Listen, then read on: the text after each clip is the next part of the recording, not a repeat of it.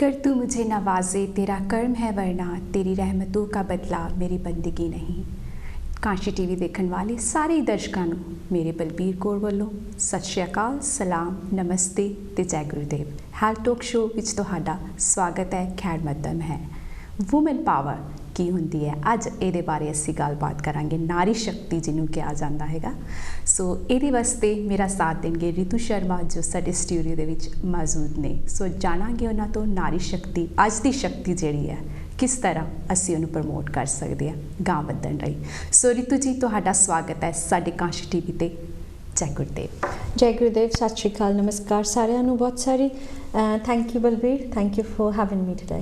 That's so nice for you to come for us to show us your face and tell us more about women in power। Ritu एक गल मैं तुहाडे कोलों पुछना चाहांगी, जदों असी women power नारी शक्ति की गल करदे आ कि ਇਹਦਾ ਮੀਨਿੰਗ ਕੀ ਹੈ। ਸਭ ਤੋਂ ਪਹਿਲਾਂ ਤੇ ਇਹ ਜਾਣਨਾ ਬਹੁਤ ਜ਼ਰੂਰੀ ਹੈ। ਅਸੀਂ ਕਹਿ ਦਿੰਦੇ ਹਾਂ ਕਿ woman power, but what is really woman power in your words. ਇਹ ਬਲਬੀਰ ਤੁਸੀਂ ਬਹੁਤ ਸੋਹਣਾ ਕੁਐਸਚਨ ਪੁੱਛਿਆ ਸਟਾਰਟ ਕਰਨ ਲਈ, ਕਿਉਂਕਿ ਮੈਂ ਆਪਣੇ ਆਪ ਨੂੰ ਆਈ ਕੋਲ ਮਾਈਸੈਲਫ, ਮੇਰਾ ਟਾਈਟਲ ਜਿਹੜਾ ਆ ਉਹ ਵੂਮਨ ਐਮਪਾਵਰਮੈਂਟ ਐਂਬੈਸਡਰ ਆ। ਠੀਕ ਹੈ, ਦੈਟ ਮੈਂ ਆਈ ਲਾਈਕ ਟੂ ਕੋਲ ਮਾਈਸੈਲਫ ਦੈਟ। ਤੇ ਐਮਪਾਵਰਮੈਂਟ ਜਿਹੜਾ ਵਰਡ ਆ ਉਹ ਅਨਫੋਰਚੂਨੇਟਲੀ ਉਹਦੀ ਬੜੀ ਨੈਗੇਟਿਵ ਕੋਨੋਟੇਸ਼ਨ ਆ ਲੋਕਾਂ ਦੇ ਦਿਮਾਗ 'ਚ ਕਿ ਪਤਾ ਨਹੀਂ ਅਸੀਂ ਲੜਾਈ ਕਰਨਾ ਚਾਹੁੰਦੇ ਹਾਂ ਲੋਕਾਂ ਨਾਲ, ਅਸੀਂ ਪਤਾ ਨਹੀਂ ਕਿਹਨੂੰ ਚੈਲੰਜ ਕਰਨਾ ਚਾਹੁੰਦੇ ਹਾਂ, ਅਸੀਂ ਰਿਬੈਲੀਅਸ ਹਾਂ। ਤੇ ਇੱਕ ਇਵੈਂਟ 'ਤੇ ਇੱਕ ਜੈਂਟਲਮੈਨ ਹੀ ਵਾਜ਼ ਸੋ ਇੰਟਰੀਗਡ ਕਿ ਉਹ ਹੀ ਅਪਰੋਚਡ ਮੀ ਹੈ ਨਾ, ਅਤੇ ਮੈਨੂੰ ਆ ਕੇ ਕਹਿੰਦੇ ਮਿਸ ਸ਼ਾਮਾ ਮੈਂ ਤੁਹਾਨੂੰ ਇਹ ਪੁੱਛਣਾ ਚਾਹੁੰਦਾ ਨਾ, ਕਹਿੰਦੇ ਕਿ ਤੁਸੀਂ ਆਪਣੇ ਆਪ ਨੂੰ ਓਪਨਲੀ ਵੂਮਨ ਐਮਪਾਵਰਮੈਂਟ ਐਂਬੈਸਡਰ ਕਹਿੰਦੇ ਆ, don't you feel a bit you know that you inviting trouble। ਹਾਂਜੀ, ਤੇ ਮੈਂ ਉਹਨਾਂ ਨੂੰ ਕਿਹਾ ਕਿ ਲੜਨ ਵਾਸਤੇ ਇੱਕ ਸੱਦਾ ਦੇ ਰਹੇ ਹੋ ਤੁਸੀਂ।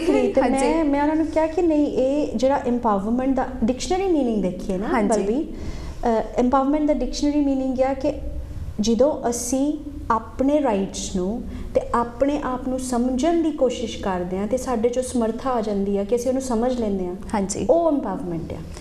ਇਹ ਹੋ ਜਾਂਦਾ ਨਾ ਰਿਤੂ, ਕਈ ਵਾਰੀ ਇੰਪਾਵਰ ਤਾਂ ਹੈਗਾ ਬਟ ਜਦੋਂ ਵੂਮਨ ਲੱਗ ਜਾਂਦਾ ਸੋ ਵੂਮਨ ਲੱਗਣ ਦੇ ਨਾਲ ਥੋੜੀ ਜਿਹੀ ਇੱਕ ਹੋਰ ਇਹਦਾ ਟਾਈਟਲ ਬਣ ਜਾਂਦਾ ਹੈਗਾ, ਸੀਜ਼ਲਿੰਗ ਹੁੰਦਾ, ਥੋੜਾ ਜਿਹਾ ਇੱਕ ਥੋੜਾ ਜਿਹਾ ਪਿੱਛੇ ਨੂੰ ਜਿੱਦਾਂ ਕਰ ਦਿੰਦਾ ਚੁਣੌਤੀ ਹੈ।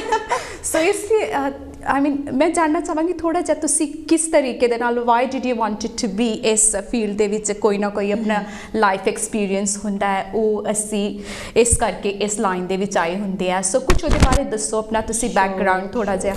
ਬਲਬੀਰ, ਮੈਂ ਨਾ ਹਮੇਸ਼ਾ ਕਹਿੰਦੀ ਹਾਂ ਕਿ ਮੈਂ ਰੱਬ ਦੀ ਨਾ ਚੁਣੀ ਹੋਈ ਧੀ ਹਾਂ।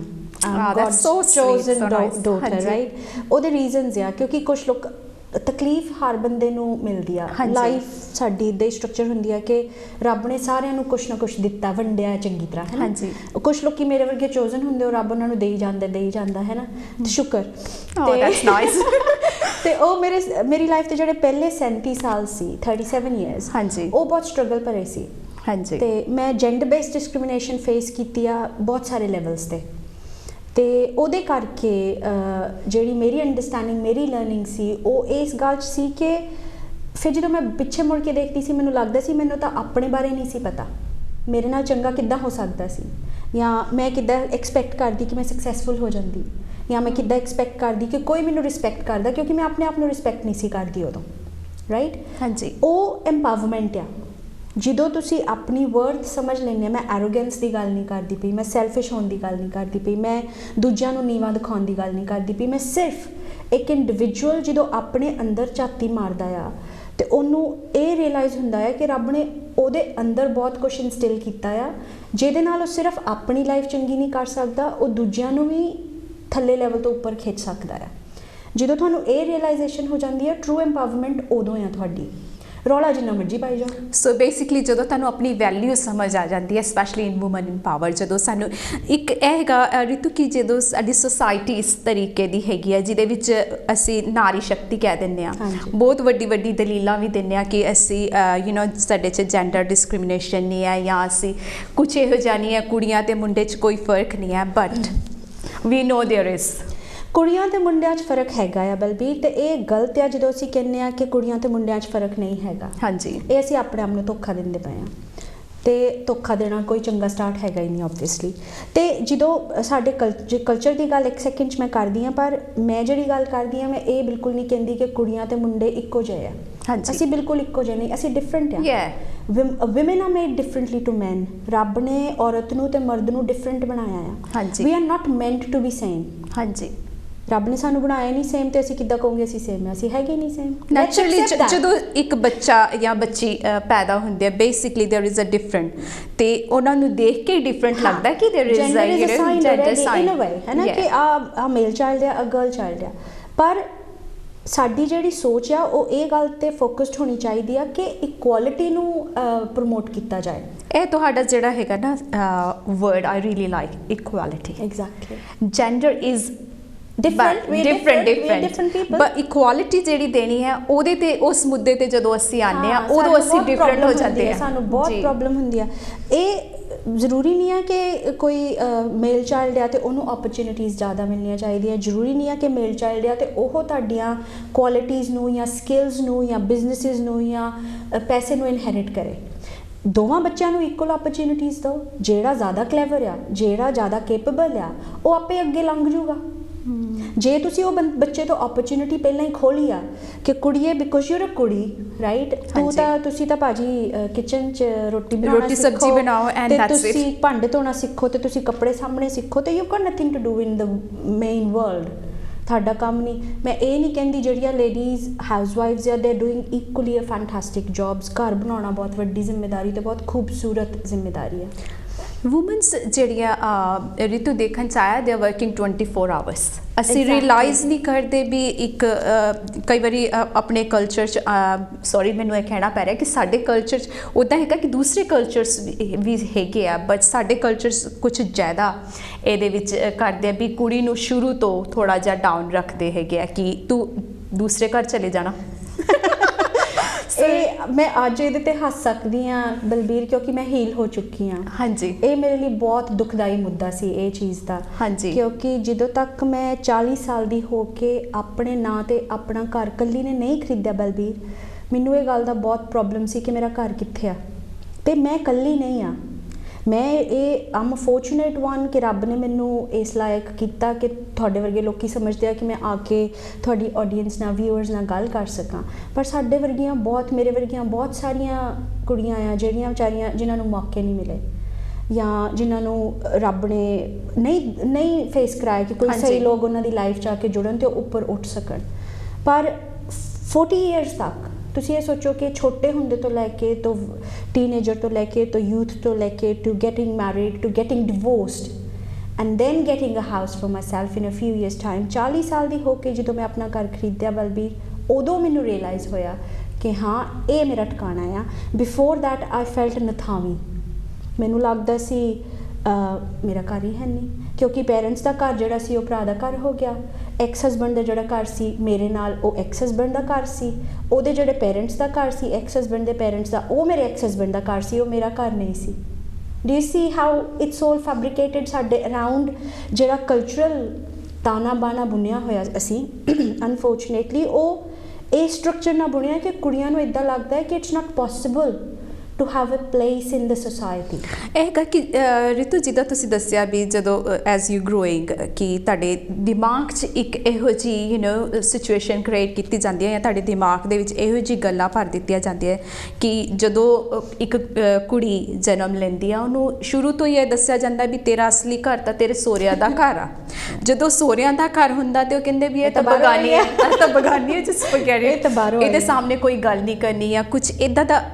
ਅਸੀਂ ਭਾਵੇਂ ਕਹੀਏ ਜਾਂ ਨਾ ਕਹੀਏ, it's always the true fact. ਹਜੇ ਤੱਕ ਸਾਡੀ ਸੁਸਾਇਟੀ ਦੇ ਵਿੱਚ ਇੱਦਾਂ ਦੀਆਂ ਗੱਲਾਂ ਹੋ ਰਹੀਆਂ ਨੇ ਜਿਹਦੇ 'ਚ ਆਈ ਮੀਨ ਤੁਹਾਡਾ ਐਕਸਪੀਰੀਅੰਸ ਸੀ, ਤੁਸੀਂ ਗਾਂਹ ਵੱਧੇ ਐਂਡ ਕਿਸ ਚੀਜ਼ ਨੇ ਤੁਹਾਨੂੰ ਇੱਦਾਂ ਮੋਟੀਵੇਟ ਕੀਤਾ ਵੀ ਮੈਂ ਹੁਣ ਅੱਗੇ ਜਾ ਕੇ ਦੂਸਰਿਆਂ ਦੀ ਮਦਦ ਕਰਨੀ ਆ? ਬਲਬੀਰ ਮੈਨੂੰ ਲੱਗਦਾ ਕਿ ਜਦੋਂ ਤੁਸੀਂ ਇੱਕ ਜਰਨੀ 'ਤੇ ਹੁੰਦੇ ਆ ਨਾ, ਅਤੇ ਜਦੋਂ ਤੁਸੀਂ ਹਰਟ ਹੁੰਦੇ ਆ, ਅਪਸੈਟ ਡਾਊਨ ਹੁੰਦੇ ਆ, ਅਤੇ ਆਪਣੇ ਆਪ ਨੂੰ ਅਪਲਿਫਟ ਕਰਨ ਦਾ ਇੱਕ ਬਹੁਤ, ਮੈਂ ਸਾਰਿਆਂ ਨੂੰ ਇਹੋ ਕਹੂੰਗੀ ਕਿ ਆਪਣੇ ਆਪ ਨੂੰ ਚੰਗਾ ਫੀਲ ਕਰਾਉਣ ਦਾ, ਬੈਟਰ ਫੀਲ ਕਰਾਉਣ ਦਾ, ਬੈਟਰ ਪਰਸਨ ਬਣਨ ਦਾ ਇੱਕ ਬਹੁਤ ਵੱਡਾ ਇਹ ਕੰਮ ਆ ਕਿ ਤੁਸੀਂ ਦੂਜਿਆਂ ਦੀ ਹੈਲਪ ਕਰਨਾ ਸਟਾਰਟ ਕਰੋ। ਜੇ ਛੋਟੀ ਕਰ ਸਕਦੇ ਹਾਂ ਛੋਟੀ ਕਰੋ, ਜੇ ਵੱਡੀ ਕਰ ਸਕਦੇ ਫਿਰ ਤਾਂ ਬਹੁਤ ਸੋਹਣੀ ਗੱਲ ਆ, ਵੱਡੀ ਹੈਲਪ ਕਰੋ। ਪਰ ਜਦੋਂ ਅਸੀਂ when we start to give back, ਹਾਂਜੀ, ਉਹ ਅਸੀਂ ਸਿਰਫ ਉਹਨਾਂ ਨੂੰ ਹੀਲ ਕਰਨ 'ਚ ਹੈਲਪ ਨਹੀਂ ਕਰਦੇ, ਅਸੀਂ ਆਪਣੇ ਆਪ ਨੂੰ ਵੀ ਹੀਲ ਕਰਨ 'ਚ ਹੈਲਪ ਕਰਦੇ ਹਾਂ। So it's work in hand ਦੋਵੇਂ ਹੱਥ ਹੈ ਨਾ, ਦੋਵੇਂ ਹੱਥ ਜਿੱਦਾਂ ਇਹ ਰੱਬ ਨੇ ਜਿੱਦਾਂ ਜ਼ਿੰਮੇਵਾਰੀ ਲਾਈ ਆ, ਇਹ ਇਦਾਂ ਨਹੀਂ ਆ ਕਿ ਮੈਂ ਕੰਮ ਕਰ ਲਿਆ ਤੇ ਮੈਂ ਬਹੁਤ ਇੰਪੋਰਟੈਂਟ ਹੋ ਗਈ ਜਾਂ ਬੜੀ ਸੈਲੀਬ੍ਰਿਟੀ ਹੋ ਗਈ। It's not this, it's the idea of service, giving back, ਕਿ ਜੋ ਮੈਨੂੰ ਮਿਲਿਆ ਸਾਰਿਆਂ ਤੋਂ, ਜੋ ਉਹਨੂੰ ਮੈਂ ਪ੍ਰੋਸੈਸ ਕਰਕੇ ਕੁਝ ਪੋਜ਼ਿਟਿਵ ਉਹਦਾ ਕ੍ਰੀਏਟ ਕੀਤਾ ਤੇ ਉਹ ਪੋਜ਼ਿਟਿਵ ਮੈਂ ਹੁਣ ਵਾਪਸ ਕਰਨਾ ਚਾਹੁੰਦੀ ਹਾਂ ਉਹਨੂੰ। ਇਸੇ ਲਈ ਤੁਸੀਂ ਰਿਤੂ ਸ਼ਰਮਾ ਸਾਡੇ ਐਂਬੈਸਡਰ ਹੈਗੇ ਹੋ। ਵੂਮਨ ਇਨ ਪਾਵਰ ਦੇ ਵਿੱਚ ਤੁਸੀਂ ਕਿਸ ਤਰ੍ਹਾਂ, ਜਿੱਦਾਂ ਤੁਹਾਡੇ how long you been in woman in power? ਮੈਨੂੰ ਇਹ ਕੰਮ ਕਰਦੇ 3 ਸਾਲ ਤੋਂ ਥੋੜਾ ਜਿਹਾ ਉੱਪਰ ਹੋ ਗਿਆ ਟਾਈਮ। ਸੋ ਤੁਸੀਂ ਕਿਸ ਤਰੀਕੇ ਦੇ ਨਾਲ ਜੋ ਤੁਹਾਡੇ ਕੋਲ ਆਉਂਦੀਆਂ ਵਿਮਨ, ਕਿਸ ਤਰੀਕੇ ਦੇ ਨਾਲ ਉਹਨਾਂ ਨੂੰ ਇੰਪਾਵਰ ਕਰਦੇ? ਬਲਬੀਰ, ਬਹੁਤ ਸਾਰੀਆਂ ਚੈਰਿਟੀਜ਼ ਨਾ ਗ੍ਰਾਸ ਰੂਟ ਲੈਵਲ ਤੇ ਕੰਮ ਕਰਦੀਆਂ, ਆਰਗੇਨਾਈਜੇਸ਼ਨਸ ਜਿਹੜੀਆਂ ਲੇਡੀਜ਼ ਨੂੰ ਪ੍ਰੋਵਾਈਡ ਕਰਦੇ, ਜਿੱਦਾਂ ਈਸੋਲ ਕਲਾਸਿਸ ਹੋ ਗਏ, ਮੈਂ ਜਾਣਦੀ ਪਰਸਨਲੀ ਬਹੁਤ ਸਾਰੀਆਂ ਚੈਰਿਟੀਜ਼ ਨੂੰ। ਈਸੋਲ ਕਲਾਸਿਸ ਹੋ ਗਈਆਂ, ਐਮਪਲੋਏਬਿਲਿਟੀ ਸਕਿੱਲਸ ਹੋ ਗਈਆਂ, ਤੇ ਅਸੀਂ ਥੋੜਾ ਜਿਹਾ ਉਹ ਤੋਂ ਡਿਫਰੈਂਟ ਕਰਦੇ ਹਾਂ, ਕਿਉਂਕਿ ਇੱਕ ਤਾਂ ਕੋਈ ਪੁਆਇੰਟ ਨਹੀਂ ਓਵਰਲੈਪ ਕਰਨ ਦਾ। ਜਿਹੜੇ ਜੋ ਕੰਮ ਹੁੰਦਾ ਪਿਆ ਬਹੁਤ ਸੋਹਣਾ ਆ।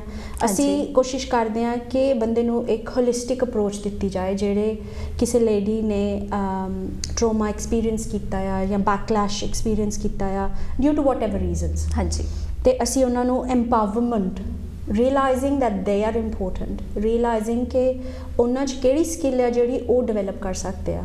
ਤੇ ਅਸੀਂ ਵਰਕਸ਼ਾਪਸ ਤੇ ਸੈਮੀਨਾਰਸ, ਸਪੀਕਿੰਗ ਇਵੈਂਟਸ ਦੇ ਪ੍ਰੋਵੀਜ਼ਨ ਨਾਲ, ਸੋਸ਼ਲ ਇਵੈਂਟਸ ਵੀ ਮੈਂ ਕਰਵਾਉਂਦੀ ਹਾਂ, ਜਿਹਦੇ 'ਚ ਗਿੱਧਾ ਭੰਗੜਾ ਕਰਦੇ ਅਸੀਂ, ਬਹੁਤ ਮਸਤੀ ਕਰਦੇ, dancing time, so it's not all serious, so all is enjoyment and ਜਿੱਥੇ ਇਨਕਰੇਜ ਕਰਕੇ। ਐਗਜ਼ੈਕਟਲੀ, ਉਹ ਅਸੀਂ ਜਿੱਦਾਂ ਸਾਲ ਦੇ 2 ਇਵੈਂਟਸ ਅਸੀਂ ਸੈਪਰੇਟ ਰੱਖੇ ਆ, ਜਿੱਦਾਂ ਕਿ ਬਾਕੀ ਸਾਰਾ ਕੁਝ ਅਸੀਂ ਸੀਰੀਅਸ ਕਰਦੇ ਆ, ਪੜ੍ਹਾਈ ਲਿਖਾਈ ਵਾਲਾ, ਕਿ ਫਿਰ ਅਸੀਂ ਐਂਟਰਪ੍ਰੀਨਿਓਰਸ਼ਿਪ ਤੇ ਬਹੁਤ ਐਮਫਸਾਈਜ਼ ਦਿੰਦੇ ਹਾਂ ਕਿ ਇੱਕ ਲੇਡੀ ਕੋ ਆਪਣਾ ਫਾਈਨੈਂਸ਼ੀਅਲ ਸਟਰੀਮ ਹੋਣਾ ਚਾਹੀਦਾ ਹੈ ਜਿੱਥੋਂ ਇਨਕਮ ਬਣਾ ਸਕੇ। ਤੇ ਫਿਰ ਜਿਹਨੂੰ ਮੈਂ ਜਿੱਥੇ ਇੰਟਰੋਡਿਊਸ ਕਰਾ ਸਕਦੀ ਹਾਂ ਮੈਂ ਉੱਥੇ ਕਰਾਉਂਦੀ ਹਾਂ। Yesterday we did an online entrepreneurship females event, ਤੇ ਇੰਟਰਨੈਸ਼ਨਲ ਆਡੀਅੰਸ ਸੀ ਸਾਡੇ ਜ਼ੂਮ ਤੇ, and it went really well. It was first of its kind, so we're very encouraged ਤੇ ਅਸੀਂ probably ਇਹਨੂੰ ਰੈਗੂਲਰ ਬਣਾਉਂਗੇ ਹੁਣ। ਬਹੁਤ ਵਧੀਆ ਕੰਮ ਕਰ ਰਹੇ ਨੇ ਵੂਮਨ ਐਮਪਾਵਰਮੈਂਟ ਕਰਨ ਲਈ, ਸਪੈਸ਼ਲੀ ਜਿਹੜਾ ਹੈਗਾ ਨਾ ਇੱਕ ਲੈਂਗੁਏਜ ਬੈਰੀਅਰ। ਆਪਣੇ ਐਕਸਪੀਰੀਅੰਸ 'ਚ ਵੀ ਮੈਂ ਵੇਖਿਆ ਕਿ ਜਿੱਥੇ ਲੇਡੀਜ਼ ਨੂੰ ਇੰਗਲਿਸ਼ ਦੀ ਪ੍ਰੋਬਲਮ ਹੁੰਦੀ ਆ, ਉੱਥੇ ਕਿਉਂਕਿ ਵੀ ਲਿਵ ਇਨ ਇੰਗਲੈਂਡ, ਉੱਥੇ ਜ਼ਰੂਰੀ ਹੁੰਦਾ ਕਿ ਤੁਹਾਡੀ ਲੈਂਗੁਏਜ ਜਿਹੜੀ ਹੈਗੀ ਆ, ਜਿਹੜੀ ਵੀ ਤੁਸੀਂ ਲੈਂਗੁਏਜ ਬੋਲਦੇ ਹੋ, ਇੰਗਲਿਸ਼ ਉਸ ਦੇ ਵਿੱਚ ਆਉਣੀ ਜ਼ਰੂਰੀ ਹੈਗੀ ਹੈ। ਇਹ ਤੁਸੀਂ ਬਹੁਤ ਵਧੀਆ ਕੰਮ ਕਰ ਰਹੇ ਹੋ ਕਿ ਫਸਟ ਇੰਪਾਵਰਮੈਂਟ ਜਿਹੜੀ ਹੈਗੀ ਹੈ ਲੈਂਗੁਏਜ। ਜਿੱਥੇ ਅਸੀਂ ਕਈ ਵਾਰੀ ਹੁੰਦਾ ਕਿ ਹਸਪੀਟਲ ਵਗੈਰਾ ਜਾਣਾ ਹੋਏ ਜਾਂ ਕਿਤੇ ਜਾਣਾ ਹੋਏ, ਜਦੋਂ ਸਾਨੂੰ ਕਮਿਊਨੀਕੇਸ਼ਨ ਨਹੀਂ ਆ ਰਹੀ ਤੇ ਅਸੀਂ ਬੈਕਵਰਡ ਹੋ ਜਾਂਦੇ ਹਾਂ। ਐਂਡ ਇਹਦੇ ਵਿੱਚ ਕਈ ਕੇਸਿਸ ਡੋਮੈਸਟਿਕ ਵਾਇਲੈਂਸ ਦੇ ਵੀ ਇਨਕਲੂਡ ਹੁੰਦੇ ਆ, ਜਿਹਦੇ 'ਚ ਅਸੀਂ ਗੱਲ ਸੋਚਦੇ ਹਾਂ ਵੀ ਅਸੀਂ ਗੱਲ ਕਰਾਂਗੇ, ਸਮਝਾਵਾਂਗੇ ਕਿਸ ਤਰੀਕੇ ਦੇ ਨਾਲ। ਸੋ ਦੈਟਸ ਅ ਗ੍ਰੇਟ, ਤੁਸੀਂ ਵਰਕ ਕਰ ਰਹੇ ਹੋ। ਐਂਡ ਇੱਕ ਹੋਰ ਮੈਂ ਕੁਐਸਚਨ ਪੁੱਛਾਂਗੀ ਕਿ ਵੂਮਨ ਇੰਪਾਵਰਮੈਂਟ ਦਾ ਇੰਪੋਰਟੈਂਸ ਕੀ ਹੈ ਤੁਹਾਡੀ ਨਜ਼ਰ ਦੇ ਵਿੱਚ? ਇਹ ਸਾਡੇ ਕੋਲ ਕਿੰਨਾ ਟਾਈਮ ਹੈ? ਪੁਆਇੰਟ ਵੀ ਨੋਟਿਸ, ਸਾਡੇ ਕੋਲ ਕਿੰਨਾ ਟਾਈਮ ਹੈ Balbir? We go plenty of time, don't worry about it. Empowerment ਦਾ ਬਹੁਤ ਵੱਡਾ ਇੰਪੋਰਟੈਂਸ ਆ, ਤੇ ਕੱਲੀ ਵਿਮਨ ਇੰਪਾਵਰਮੈਂਟ ਦਾ ਕਿਉਂ, ਇੰਪਾਵਰਮੈਂਟ ਦਾ ਬਹੁਤ ਵੱਡਾ ਇੰਪੋਰਟੈਂਸ ਆ। ਮੈਂ ਇਹ ਪੁਆਇੰਟ ਬਾਰ-ਬਾਰ ਕਹਿੰਦੀ ਆ ਕਿ ਜਿਹੜੀ ਵਿਮਨ ਇੰਪਾਵਰਮੈਂਟ ਆ ਉਹ ਕਿਸੇ ਨਾਲ ਕੰਪੀਟੀਸ਼ਨ 'ਚ ਨਹੀਂ ਆ। ਸਾਡਾ ਜਿਹੜਾ ਸਾਡੀ ਲੜਾਈ ਆ ਉਹ ਸਾਡੀ ਮਰਦ ਸਮਾਜ ਨਾਲ ਨਹੀਂ ਆ। ਸਾਡੀ ਜਿਹੜੀ ਲੜਾਈ ਆ ਉਹ ਸਾਡੀ ਸੋਚ ਨਾਲ ਆ। ਜਿੱਥੇ ਸਾਡੇ ਸਕ੍ਰਿਪਚਰਸ ਤਾਂ ਕਹਿੰਦੇ ਆ ਕਿ ਔਰਤਾਂ ਨੂੰ ਇੱਜ਼ਤ ਕਰੋ, ਔਰਤਾਂ ਨੂੰ ਪਿਆਰ ਨਾਲ ਰੱਖਣਾ ਚਾਹੀਦਾ, ਉਹਨਾਂ ਦੀ ਜ਼ਿੰਮੇਵਾਰੀ ਚੱਕਣੀ ਚਾਹੀਦੀ, ਉਹਨਾਂ ਨੂੰ ਪ੍ਰੋਟੈਕਟ ਕਰਕੇ ਰੱਖਣਾ ਚਾਹੀਦਾ ਆ, ਉਹ ਵੀ ਇੰਨੀਆਂ ਕੇਪੇਬਲ ਹੁੰਦੀਆਂ। ਸਕ੍ਰਿਪਚਰਸ ਆ ਕਹਿੰਦੇ ਆ, ਸਿੱਖ ਸਕ੍ਰਿਪਚਰਸ ਲੈ ਲਓ, ਹਿੰਦੂ ਸਕ੍ਰਿਪਚਰਸ ਲੈ ਲਓ, ਇਸਲਾਮਿਕ ਸਕ੍ਰਿਪਚਰਸ ਲੈ ਲਓ, ਜੋ ਮਰਜ਼ੀ ਲੈ ਲਓ, ਰਾਈਟ? ਸਾਡੀ ਪ੍ਰੈਕਟਿਸ ਕੀ ਆ ਉਹਦੇ 'ਤੇ ਫੋਕਸ ਕਰਨਾ ਜ਼ਿਆਦਾ ਇੰਪੋਰਟੈਂਟ ਹੈ ਕਿ ਸਾਡੀ ਜਿਹੜੀ ਪ੍ਰੈਕਟਿਸ ਆ, ਅਸੀਂ ਉਹ ਜਿਹੜੇ ਸਾਡੇ ਸਕ੍ਰਿਪਚਰਸ ਸਾਨੂੰ ਕਹਿੰਦੇ ਪਏ ਅਸੀਂ ਉਹਨੂੰ ਔਨਰ ਕਰਦੇ ਹਾਂ ਕਿ ਅਸੀਂ ਆਪਣੀ ਪ੍ਰੈਕਟਿਸ ਚਲਾਈ ਹੋਈ ਆ, ਜਿਸ 'ਚ ਅਸੀਂ ਛੋਟੇ ਹੁੰਦੇ ਤੋਂ ਇੱਕ ਕੁੜੀ ਨੂੰ ਕਹਿ ਦਿੱਤਾ ਤੂੰ ਤਾਂ ਕੁਛ ਕਰ ਹੀ ਨਹੀਂ ਸਕਦੀ, ਰਾਈਟ? ਇੰਪਾਵਰਮੈਂਟ ਮੈਂ ਕਹਿੰਦੀ ਹਾਂ ਜੇ ਹਰ ਬੱਚੇ ਨੂੰ ਫੇਅਰ ਚਾਂਸ ਦਿੱਤਾ ਜਾਏ, ਹਰ ਬੱਚੇ ਨੂੰ ਫੇਅਰ ਅਪਰੋਚ ਨਾਲ ਵੱਡਾ ਕੀਤਾ ਜਾਏ, ਸਾਡੇ ਲੋਕਾਂ 'ਚ ਜਿਹੜੀਆਂ ਕੁੜੀਆਂ ਆ ਦੇ ਕੈਨ ਡੂ ਮਾਰਵਲਸ। ਅਸੀਂ ਮੈਂ ਥੋੜੀ ਰੇਸਿਸਟ ਗੱਲ ਕਰਨ ਲੱਗੀ ਸੀ ਕਿ ਅਸੀਂ ਅਸੀਂ ਰੇਸ਼ਲੀ ਜਿੱਦਾਂ ਕਲੇਵਰ ਲੋਕ ਹਾਂ, ਅਸੀਂ ਥਿੰਕਿੰਗ ਐਨਾਲਿਟੀਕਲ ਲੋਕ ਹਾਂ। ਸਾਨੂੰ ਜਿੱਦਾਂ ਦਾ ਸਾਡਾ ਸਟਰਕਚਰ ਹੁੰਦਾ, ਸੋਸ਼ਲ ਸਟਰਕਚਰ ਆ, ਕਲਚਰਲ ਸਾਡਾ ਸਟਰਕਚਰ ਆ, ਸਾਡੇ ਕਲਚਰ 'ਚ ਬਹੁਤ ਕੀਮਤੀ ਚੀਜ਼ਾਂ ਨੇ, ਬਹੁਤ ਸੋਹਣੀਆਂ ਚੀਜ਼ਾਂ ਨੇ, ਪਰ ਜਦੋਂ ਤੁਸੀਂ ਇੱਕ ਕੁੜੀ ਨੂੰ, ਇੱਕ ਔਰਤ ਨੂੰ, ਉਹਦਾ ਦਿਮਾਗ ਤੁਸੀਂ ਇੱਦਾਂ ਡਾਰਕਨੈਸ ਨਾਲ ਤੁਸੀਂ ਉਹਨੂੰ ਕਰਾਤਾ, ਐਨਗਲਫ ਕਰਤਾ, ਉਹਨੂੰ ਤੁਸੀਂ ਲਾਈਟ ਦਿੰਦੇ ਹੀ ਨਹੀਂ ਆ, ਉਹਨੂੰ ਤੁਸੀਂ ਹੋਪ ਦਿੰਦੇ ਹੀ ਨਹੀਂ ਆ। How is she supposed to think anything ahead? ਜਾਂ ਸਰਵਾਈਵਲ ਤੋਂ ਬਿਨਾਂ ਉਹ ਕੀ ਸੋਚ ਸਕਦੀ ਆ? ਫਿਰ ਉਹ ਇਹੋ ਸੋਚੂਗੀ ਕਿ ਮੈਨੂੰ ਰੋਟੀ ਕਿੱਥੋਂ ਮਿਲਦੀ ਆ, ਮੇਰੇ ਸਿਰ ਤੇ ਛੱਤ ਕਿੱਥੇ ਆ, ਫਿਰ ਠੀਕ ਹੈ ਮੈਂ ਚੁੱਪ ਕਰਕੇ ਬੈਠੀ ਰਹਿੰਦੀ ਆ। ਸੋ ਬੇਸਿਕ ਨੀਡਸ ਤੇ ਆ ਜਾਂਦੀ ਹੈ ਗੱਲ, ਬੇਸਿਕ ਨੀਡਸ ਤੇ ਆ ਜਾਂਦੀ ਹੈ, which is fine, ਪਰ we are meant to do more than that। ਕਹਿੰਦੇ ਨਾ ਰੱਬ ਨੂੰ ਹਰੇਕ ਜਣੇ ਨੂੰ ਕੁਛ ਨਾ ਕੁਛ ਸਪੈਸ਼ਲ ਕਰਨ ਵਾਸਤੇ ਸਾਨੂੰ ਬਣਾਇਆ ਗਿਆ। ਉਹਦੇ ਕਰਕੇ ਇਹ ਹੈਗਾ ਕਿ ਜਿੱਦਾਂ ਕਿ ਤੁਸੀਂ ਇਨਕਰੇਜ, ਤੁਸੀਂ ਆਪਣਾ ਰਿਅਲਾਈਜ਼ ਕੀਤਾ ਤੇ ਤੁਸੀਂ ਅੱਜ ਇੱਥੇ ਹੋ and you are giving more information to other womans to not to think that way. So ਇਹ ਇੰਪਾਵਰਮੈਂਟ ਜਿਹੜੀ ਹੈਗੀ ਹੈ ਤੁਹਾਡੀ ਬਹੁਤ ਵੱਡਾ ਉਪਰਾਲਾ ਹੈਗਾ। ਸੋ ਵਾਟ ਇਜ਼ ਮੇਨ ਏਮ ਤੁਹਾਡੀ ਜਿਹੜੀ ਸੰਸਥਾ ਹੈਗੀ ਹੈ ਜਿਹਨੂੰ ਅਸੀਂ ਕਹਾਂਗੇ ਉਹਦਾ ਮੇਨ ਇੰਪਾਵਰਮੈਂਟ ਦਾ ਏਮ ਕੀ ਹੈਗਾ? ਮੇਰੀ ਜਿਹੜੀ ਆਰਗੇਨਾਈਜੇਸ਼ਨ ਹੈ ਕੁਸ਼ਲਿਆ UK, ਮੈਂ ਆਪਣੇ ਦਾਦੀ ਜੀ ਦੇ ਨਾਂ ਤੇ ਉਹਨੂੰ ਨਾਂ ਦਿੱਤਾ ਹੈ। That's so nice. ਤੇ ਮੇਰੇ ਦਾਦੀ ਬਹੁਤ ਐਮਪਾਵਰਡ ਵੂਮਨ ਸੀ ਆਫ ਕੰਸੀਡਰਿੰਗ ਹਰ ਟਾਈਮਸ। ਹਾਂਜੀ। ਤੇ ਉਹ ਵਿਡੋ ਹੋ ਗਈ ਸੀ when she was only 32। Okay। and she had 7 children। ਤੇ ਕਿਉਂਕਿ ਉਹਨਾਂ ਜ਼ਮਾਨਿਆਂ 'ਚ ਛੇਤੀ ਵਿਆਹ ਹੋ ਜਾਂਦੇ ਸੀ ਤੇ ਉਹਨਾਂ ਦੇ 7 ਬੱਚੇ ਸੀ। ਸਭ ਤੋਂ ਛੋਟੇ ਮੇਰੇ ਚਾਚਾ ਜੀ ਸੀ ਜਿਹੜੇ ਸਿਰਫ 2-2.5 ਸਾਲ ਦੇ ਸੀ। Okay। she stood the test of time। ਕੱਲੇ ਉਹਨਾਂ ਨੇ ਬੱਚੇ ਪਾਲੇ, ਸੋਸਾਇਟੀ ਨੂੰ ਫੇਸ ਕੀਤਾ, ਕੱਲੇ ਆਪਣੀ ਰਿਸਪੈਕਟ ਮੇਨਟੇਨ, ਆਨਰ ਮੇਨਟੇਨ ਕਰਕੇ ਰੱਖਿਆ। ਲੋਕੀ ਉਹਨਾਂ ਨੂੰ ਬਹੁਤ ਪਿਆਰ ਕਰਦੇ ਸੀ, ਬਹੁਤ ਸਤਿਕਾਰ ਕਰਦੇ ਸੀ। ਉਹਨਾਂ 'ਚ ਉਹ ਐਲੀਮੈਂਟ ਹੈਗਾ ਸੀ। And she was clever for her times, very empowered for her times. ਤੇ ਮੈਨੂੰ ਲੱਗਿਆ ਕਿ ਉਹਨਾਂ ਦੇ ਨਾਂ ਤੇ ਹੀ ਬੈਸਟ ਸੂਟਡ ਹੈ। ਸੋ ਤਾਂ ਲੱਗਦਾ ਕਿ ਆਪਣੀ ਦਾਦੀ ਦੇ ਜੀਨ ਤੁਹਾਡੇ ਦੇ ਚ ਆ ਗਏ। ਮੈਂ ਹਮੇਸ਼ਾ ਇਹ ਕਹਿੰਦੀ ਹਾਂ ਕਿ ਮੇਰੇ ਦਾਦੀ ਜੀ ਦੇ ਜੀਨਸ ਆ। ਵੀ ਆਲ ਗੈਟ ਪ੍ਰਾਊਡ। ਸਾਡੇ ਕਈ ਵਾਰੀ ਦੇਖਣ 'ਚ ਆਇਆ ਵੀ ਲੋਕੀ ਕਹਿੰਦੇ ਕਿ ਹਰ ਇੱਕ ਕਾਮਯਾਬ ਬੰਦੇ ਦੇ ਪਿੱਛੇ ਔਰਤ ਦਾ ਹੱਥ ਹੁੰਦਾ, ਪਰ ਹਰ ਇੱਕ ਔਰਤ ਕਾਮਯਾਬ ਹੁੰਦੀ ਹੈ ਉਹਦੇ 'ਚ ਵੀ ਔਰਤ ਦਾ ਹੀ ਹੱਥ ਹੁੰਦਾ ਹੈ। ਇਹ ਥੋੜਾ ਹੁਣ ਟਵਿਸਟ ਹੋ ਗਿਆ, ਇਹ ਤੁਸੀਂ ਹੁਣ ਬਾਇਸਡ ਹੋ ਗਏ ਥੋੜਾ। ਮੈਂ ਕਹੂੰਗੀ ਕਿ ਔਰਤ ਨੂੰ ਜੇ ਅਸੀਂ ਐਮਪਾਵਰ ਕਰਨਾ ਆ ਬਲਬੀ, ਤੇ ਉਹਦੇ ਲਈ ਮਰਦਾਂ ਦੀ ਕੰਟਰੀਬਿਊਸ਼ਨ ਬਹੁਤ ਇੰਪੋਰਟੈਂਟ ਹੈ। ਐਬਸੋਲੂਟਲੀ। ਅਸੀਂ ਇਹ ਨਹੀਂ ਕਰ ਸਕਦੇ ਕਿ ਅਸੀਂ ਉਹਨਾਂ ਨੂੰ ਸਾਈਡ ਤੇ ਖੜਾ ਕਰ ਦਈਏ ਤੇ ਅਸੀਂ ਆਪਣੀ ਮੀਟਿੰਗ ਕਰਨ ਲੱਗ ਜਾਈਏ ਤੇ ਫਿਰ ਆਪਾਂ ਸੋਚੀਏ ਕਿ ਸੋਸਾਇਟੀ ਹੁਣ ਚੇਂਜ ਹੋ ਜੂਗੀ ਜਾਂ ਸਟਰਕਚਰ ਚੇਂਜ ਹੋ ਜੂਗਾ ਜਾਂ ਸਾਡੀ ਸੋਚ ਬਦਲ ਜੂਗੀ। ਪ੍ਰੋਗਰੈਸ ਜਿਹੜੀ ਆ ਉਹ ਹਾਰਮਨੀ 'ਚ ਆ। ਉਹ ਜਿਹੜੀ ਪਿਆਰ ਮੁਹੱਬਤ ਨਾਲ, ਸ਼ਾਂਤੀ ਨਾਲ ਜਿਹੜੀ ਗੱਲ ਹੋ ਜੇ, ਅਸਲੀ ਪ੍ਰੋਗਰੈਸ ਜਿਹੜੀ ਆ ਉਹ ਉਸ ਗੱਲ 'ਚ ਆ ਕਿ ਹਸਬੈਂਡ ਵੀ ਸਮਝੇ ਕਿ ਮੇਰੀ ਵਾਈਫ ਵੈਲਿਊਏਬਲ ਹੈ, ਜਿੱਦਾਂ ਵਾਈਫ ਸਮਝਦੀ ਆ ਕਿ ਹਸਬੈਂਡ ਵੈਲਿਊਏਬਲ ਹੈ। ਭਰਾ ਵੀ ਆਪਣੀ ਭੈਣ ਨੂੰ ਓਨੀ ਫੁਟੇਜ ਦੇ, ਓਨਾ ਹੀ ਸਤਿਕਾਰ ਦੇ, ਓਨਾ ਹੀ ਆਪਣੀਆਂ ਰਾਈਟਸ ਪ੍ਰੈਕਟਿਸ ਕਰਨ ਦਾ ਮੌਕਾ ਦੇ ਜਿੰਨਾ ਕਿ ਉਹ ਚਾਹੁੰਦਾ ਉਹਦੀ ਭੈਣ ਉਹਨੂੰ ਸਪੋਰਟ ਕਰੇ। ਮਾਂ ਪਿਓ ਆਪਣੀ ਧੀ ਨੂੰ ਓਨੇ ਹੀ ਮੌਕੇ ਦੇਣ ਅੱਗੇ ਵਧਣ ਦੇ, ਫੁੱਲਣ ਫੁੱਲਣ ਦੇ, ਉਹ ਬਣਨ ਦੇ ਜਿਹਦੇ ਲਈ ਉਹ ਪੈਦਾ ਹੋਈ ਆ, ਜੋ ਉਹਦੇ 'ਚ ਅਸਲੀ ਸਕਿੱਲ ਆ ਉਹਨੂੰ ਵਧਣ ਦੇ ਉਹ ਮੌਕੇ ਦੇਣ। ਤੇ that is empowerment। Absolutely, that's a great answer। So Ritu, ਜਿੱਦਾਂ ਤੁਸੀਂ ਇੰਨੇ ਚਿਰ ਤੋਂ ਕੌਸ਼ਲਿਆ ਜਿਹੜਾ ਤੁਹਾਡੀ ਦਾਦੀ ਦੇ ਨਾਮ ਤੇ ਤੁਸੀਂ ਸੰਸਥਾ ਚਾਲੂ ਕੀਤੀ ਹੈ, ਉਹਦੇ ਵਿੱਚ ਤੁਹਾਨੂੰ ਕੀ ਲੱਗਦਾ ਤੁਸੀਂ ਸਿਰਫ ਏਸ਼ੀਅਨ ਵੂਮਨਸ ਨੂੰ ਆਉਂਦੇ ਨੇ ਕਿ there is a variety of women come to you? Unfortunately ਕਿਉਂਕਿ ਮੈਂ ਆਪ ਇੰਡੀਅਨ, ਸੌਰੀ ਨਾਟ ਅਨਫੋਰਚੂਨੇਟਲੀ ਕਿ ਮੈਂ ਇੰਡੀਅਨ ਆ, ਪਰ ਕਿਉਂਕਿ ਮੈਂ ਇੰਡੀਅਨ ਆ ਤੇ ਕਿਉਂਕਿ ਨਾ ਜਿਹੜਾ ਆਰਗੇਨਾਈਜੇਸ਼ਨ ਦਾ ਉਹ ਏਸ਼ੀਅਨ ਨਾ ਹੈ, ਲੋਕਾਂ ਨੂੰ ਸੁਣ ਕੇ ਪਤਾ ਲੱਗ ਜਾਂਦਾ। people do have a perception ਕਿ maybe ਉਹ ਸਿਰਫ ਏਸ਼ੀਅਨ ਲੇਡੀਜ਼ ਨਾਲ ਕੰਮ ਕਰਦੇ ਆ, but that is not the case। we are open to everyone। ਕਿਸੇ ਵੀ walk of life ਤੋਂ, ਕਿਸੇ ਵੀ ਕਲਚਰ ਤੋਂ, ਕਿਸੇ ਵੀ ਰੇਸ ਤੋਂ, ਕਿਸੇ ਵੀ ਰਿਲੀਜਨ ਤੋਂ। ਸਾਡਾ ਮੋਟਿਵ ਜਿਹੜਾ ਆ ਉਹ ਵਿਮਨ ਇੰਪਾਵਰਮੈਂਟ ਆ। ਇੰਡੀਅਨ ਵਿਮਨ ਇੰਪਾਵਰਮੈਂਟ ਨਹੀਂ ਆ ਜਾਂ Asian women empowerment. We are open to everybody. ਤੇ ਸਾਡੇ ਨਾਲ ਬਹੁਤ ਸਾਰੇ ਦੂਸਰੇ ਲੋਕੀ ਵੀ ਜੁੜੇ ਆ ਜਿਹੜੇ ਅਦਰ ਰੇਸਿਸ ਦੇ, ਬਿਲੀਫਸ ਦੇ, and it's all about spreading love ਤੇ and inclusion. that's what we believe। so do you have, ਜਦੋਂ ਆਪਾਂ women in power ਗੱਲ ਕਰਦੇ ਆ, I mean it's include girls as well, ਕੀ ਤੁਹਾਡੇ ਸੰਸਥਾ ਦੇ ਵਿੱਚ girls ਵੀ ਹੈਗੇ ਆ ਜਿਨ੍ਹਾਂ ਨੂੰ ਤੁਸੀਂ empower ਕਰਦੇ ਹੋ from teenager? yeah, we are open to anybody from 18 and above। so 18 ਤੋਂ over ਜਿਹੜੇ ਹੈਗੇ। 18 ਤੋਂ over ਜਿਹੜੇ। so ਕਿਹੜੇ ਬੈਕਗ੍ਰਾਉਂਡ ਤੋਂ, ਕਿਸ ਮੁੱਦੇ ਤੋਂ ਤੁਹਾਡੇ ਕੋਲ empowerment ਵਾਸਤੇ ਲੇਡੀਜ਼ ਆਉਂਦੀਆਂ ਹੈਗੀਆਂ? you'd be surprised the variety of issues we have। ਤਾਂ ਹੀ ਮੈਂ ਬਲਬੀਰ ਤੁਹਾਨੂੰ ਕਹਿੰਦੀ, ਜਦੋਂ ਤੱਕ ਨਾ ਬੰਦਾ ਆਪਣੇ ਬਬਲ 'ਚ ਹੁੰਦਾ ਨਾ, ਜੇ ਤੱਕ ਆਪਣੇ ਦੁੱਖ 'ਚ ਦੁਖੀ ਹੁੰਦਾ, ਉਦੋਂ ਤੇ ਉਹ ਬੰਦੇ ਨੂੰ ਲੱਗਦਾ ਨਾ ਕਿ ਮੇਰੇ ਤੋਂ ਬੁਰੀ ਕਿਸਮਤ ਕਿਸੇ ਦੀ ਨਹੀਂ। ਹਾਂਜੀ, ਇਹ ਸਾਰੇ ਸੋਚਦੇ ਵੀ ਮੇਰਾ ਦੁੱਖ ਜਿਹੜਾ ਦੈਟਸ ਦ ਮੇਨ, ਸਭ ਤੋਂ ਵੱਡਾ ਆ। ਤੇ which is fair, which is okay। it's okay to feel like this। ਮੈਂ ਨਹੀਂ ਕਹਿੰਦੀ ਕਿ ਇਹ ਫੀਲ ਨਹੀਂ ਕਰਨਾ ਚਾਹੀਦਾ। ਇੱਕ ਜਦੋਂ ਅਸੀਂ ਇੱਕ ਫੇਸ ਤੇ ਹੁੰਦੇ ਆ, it's okay to feel like this। ਤੇ ਸਾਨੂੰ ਲੱਗਦਾ ਹੈ ਕਿ I'm the doomed one, ਮੇਰੀ ਕਿਸਮਤ ਮਾੜੀ, ਰੱਬ ਨੇ ਪਤਾ ਨਹੀਂ ਕਿੱਦਾਂ ਲਿਖੀ ਆ। I was there once, right। ਮੈਂ ਬਹੁਤ ਸਾਲ ਇਸੇ ਚੱਕਰ 'ਚ ਹੀ ਰਹੀ ਹਾਂ। ਜਦੋਂ ਮੈਂ ਬਹੁਤ ਸਾਲ ਪਹਿਲਾਂ ਮੈਂ ਇੱਦਾਂ ਹੀ ਸੀ। I use to curse myself. ਮੈਨੂੰ ਲੱਗਦਾ ਸੀ ਮੇਰੀ ਕਿਸਮਤ ਖਰਾਬ ਹੈ, ਐਕਸੈਟਰਾ ਐਕਸੈਟਰਾ। ਜਦੋਂ ਤੁਸੀਂ ਆਪਣੇ ਬਬਲ ਤੋਂ ਬਾਹਰ ਨਿਕਲਦੇ ਆ, ਤੁਸੀਂ ਐਕਚੁਅਲੀ ਪਤਾ ਕਰਨ ਦੀ ਕੋਸ਼ਿਸ਼ ਕਰਦੇ ਆ ਕਿ ਬਾਹਰ ਕੀ ਆ, ਫਿਰ ਤੁਸੀਂ ਰਿਅਲਾਈਜ਼ ਕਰਦੇ ਆ ਕਿ ਤੁਸੀਂ ਤਾਂ ਐਕਸਪੀਰੀਅੰਸ ਹੀ ਕੁਛ ਨਹੀਂ ਕੀਤਾ। ਤੁਹਾਡੇ ਤੋਂ ਵੀ ਜ਼ਿਆਦਾ ਦੁਖੀ ਤੁਹਾਡੇ ਤੋਂ ਵੀ ਜ਼ਿਆਦਾ ਬੁਰੇ ਹਾਲਤ 'ਚ ਲੋਕੀ ਆ। ਮੈਂ ਕਹਿੰਦੀ ਰੱਬ ਦਾ ਮੈਂ ਸਵੇਰੇ ਸ਼ਾਮ ਸ਼ੁਕਰ ਕਰਦੀ ਹਾਂ, ਮੈਂ ਆਪਣੇ ਡੈਡ ਦਾ ਸਵੇਰੇ ਸ਼ਾਮ ਸ਼ੁਕਰ ਕਰਦੀ ਹਾਂ, ਰੱਬ ਉਹਨਾਂ ਦੀ ਆਤਮਾ ਨੂੰ ਸ਼ਾਂਤੀ ਦੇ ਕਿ ਉਹਨਾਂ ਨੇ ਠੀਕ ਆ ਬਾਕੀ ਬਹੁਤ ਗੱਲਾਂ 'ਚ ਡਿਸਕ੍ਰਿਮੀਨੇਸ਼ਨ ਕੀਤੀ ਪਰ ਪੜ੍ਹਾਉਣ ਲਿਖਾਉਣ 'ਚ ਉਹਨਾਂ ਨੇ ਕੋਈ ਡਿਸਕ੍ਰਿਮੀਨੇਸ਼ਨ ਨਹੀਂ ਕੀਤੀ। ਮੈਨੂੰ ਪੜ੍ਹਨ ਦੀ ਆਜ਼ਾਦੀ ਸੀ, ਮੈਂ ਮਾਸਟਰਸ ਕੀਤੀ, ਮੈਂ ਯੂਨੀਵਰਸਿਟੀ ਟੌਪਰ ਸੀ, ਮੈਂ BEd ਕੀਤੀ, ਉਸ ਤੋਂ ਬਾਅਦ ਮੈਂ ਉਸ ਤੋਂ ਪਹਿਲਾਂ BSc ਕੀਤੀ ਸੀ ਅਤੇ he allowed me to do that. ਜੇ ਇੱਦਾਂ ਦੇ ਪੇਰੈਂਟਸ ਹੁੰਦੇ ਕਹਿੰਦੇ ਪੜ੍ਹਾਉਣਾ ਵੀ ਨਹੀਂ ਆ then it would have been a problem. ਅਤੇ ਮੈਂ ਦੇਖਿਆ ਇੱਦਾਂ ਦੀਆਂ ਕੁੜੀਆਂ ਅਨਫੋਰਚੂਨੇਟਲੀ ਜਿਹੜੀਆਂ ਸਿਚੁਏਸ਼ਨ ਥਿਕ 'ਚ ਹੈਗੀਆਂ ਪਰ they are not qualified, they are not skilled enough. And because I was qualified, ਮੇਰੇ ਕੋਲ ਸਕਿੱਲ ਸੀ, ਮੈਂ ਕੁਆਲੀਫਾਈਡ ਟੀਚਰ ਸੀ, ਇਟ ਵਰਕਡ ਫॉर मी। ਮੈਂ ਇਹ ਨਹੀਂ ਕਹਿੰਦੀ ਕਿ ਈਜ਼ੀ ਸੀ but it worked for me thanks to God. ਪਰ ਇਹ ਹੈਗਾ ਕਿ ਰਿਤੂ ਜਦੋਂ ਸਾਡੀ ਐਜੂਕੇਸ਼ਨ ਅਸੀਂ ਹਾਸਿਲ ਕਰਦੇ ਹਾਂ ਸਾਡੇ ਉਹ ਜ਼ਹਿਨ ਦੇ ਵਿੱਚ ਉਹ ਟਾਈਮ ਜਿਹੜਾ ਹੈਗਾ ਐਜੂਕੇਸ਼ਨ ਕਹਿੰਦੇ ਕਿ ਇੱਕ ਇਹੋ ਜਿਹੀ ਦੌਲਤ ਹੈ ਚੋਰ ਚੋਰੀ ਕਰ ਸਕਦਾ ਤੁਹਾਡਾ ਧਨ, ਤੁਹਾਡਾ ਇਲਮ ਕੋਈ ਨਹੀਂ ਚੱਕ ਤੁਹਾਡਾ ਜਿਹੜਾ ਇਲਮ ਹੈ ਉਹ ਤੁਹਾਡੇ ਲਈ ਹਮੇਸ਼ਾ ਉੱਥੇ ਜਿੱਥੇ ਮਰਜ਼ੀ ਤੁਸੀਂ ਉਹ ਯੂਜ਼ ਕਰ ਸਕਦੇ ਹੋ।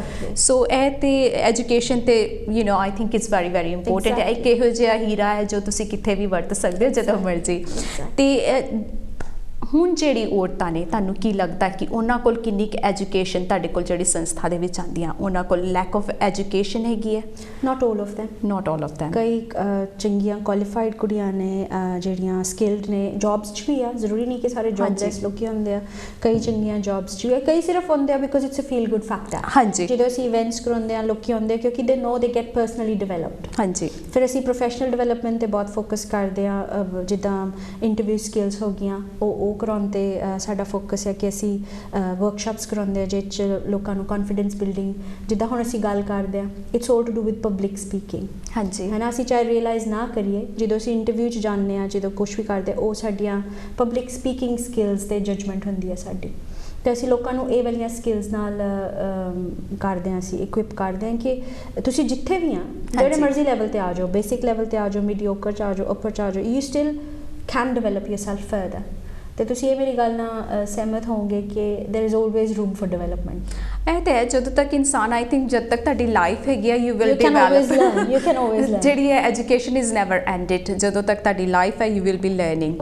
ਅਤੇ ਇੰਪਾਵਰ ਐਜ਼ ਵੀਮੈਨ ਹੈ ਨਾ, ਜਿੱਦਾਂ ਤੁਹਾਡੀ ਸੁਸਾਇਟੀ ਜਿਹੜੀ ਹੈਗੀ ਹੈ ਕਾਫੀ ਡਿਫਰੈਂਟ ਆਪਸ਼ਨਸ ਤੇ ਲੇਡੀਜ਼ ਦੇ ਦੇਖ ਕੇ। ਸੋ ਕੀ ਚੀਜ਼ ਤੁਸੀਂ ਪਹਿਲੇ ਜਦੋਂ ਵੂਮੈਨਸ ਤੁਹਾਨੂੰ ਕੰਟੈਕਟ ਕਰਦੀਆਂ, how they get ਕੰਟੈਕਟਡ with you, ਤੁਹਾਡੀ ਸੁਸਾਇਟੀ ਦੇ ਨਾਲ ਕਿਸ ਤਰੀਕੇ ਦੇ ਨਾਲ ਕੰਟੈਕਟ ਅਸੀਂ ਕਰਦੇ? ਸੋਸ਼ਲ ਮੀਡੀਆ 'ਤੇ ਕਾਫੀ, ਮੇਰੀ ਵੈਬਸਾਈਟ ਵੀ ਆ, ਆਰਗੇਨਾਈਜੇਸ਼ਨ ਦੀ ਵੈਬਸਾਈਟ ਨਹੀਂ ਹੈਗੀ ਹੈ, ਜੇ ਆਪਾਂ ਵੈਬ ਪੇਜ ਆ ਉੱਤੇ ਅਸੀਂ ਹੁਣ ਜਿੱਦਾਂ ਰੀਸੈਂਟਲੀ ਕਿਉਂਕਿ ਹੁਣ ਕੋਵਿਡ-19 ਦੇ ਚੱਲਦੇ ਸੀ ਆਨਲਾਈਨ ਇਵੈਂਟਸ ਕਰਾਏ ਰਾਦਰ ਦੈਨ ਲਾਈਵ ਇਵੈਂਟਸ, ਅਤੇ ਉਹਦੇ ਫਿਰ ਅਸੀਂ ਲਿੰਕਸ ਪਾ ਦਿੰਦੇ ਹਾਂ ਕਿ ਜਿਹੜੇ ਲੋਕੀ ਬਾਅਦ 'ਚੋਂ ਦੇਖਣਾ ਚਾਹੁੰਦੇ ਨਹੀਂ ਅਟੈਂਡ ਕਰ ਸਕੇ ਉਹ ਉੱਥੇ ਅਪਰੋਚ ਕਰ ਸਕਦੇ ਆ। ਅਤੇ ਉੱਦਾਂ ਲਾਈਕ ਸਰਟਨ ਵੂਮੈਨਸ ਜਿਹੜੀ ਆ ਦੇ are not very well educated, ਉਹ ਕਿਸ ਤਰੀਕੇ ਦੇ ਨਾਲ ਫਿਰ ਤੁਹਾਡੇ ਨਾਲ ਰਾਬਤਾ ਰੱਖਦੀਆਂ? ਵਰਡ ਆਫ ਮਾਊਥ ਇਸ ਵਰਡ ਕਿ ਜਿੱਦਾਂ ਹੁਣ ਤੁਹਾਨੂੰ ਮੇਰੇ ਬਾਰੇ ਪਤਾ, ਮੰਨ ਲਓ ਤੁਸੀਂ ਕਿਸੇ ਦੇ ਕੰਟੈਕਟ 'ਚ ਹੁੰਦੇ, ਤੁਸੀਂ ਕਹਿੰਦੇ ਮੇ ਬੀ ਉਹ ਲੇਡੀ ਨੂੰ ਮਿਲ ਲਓ, ਸ਼ਾਇਦ ਉਹ ਤੁਹਾਡੀ ਹੈਲਪ ਕਰ ਸਕੇ।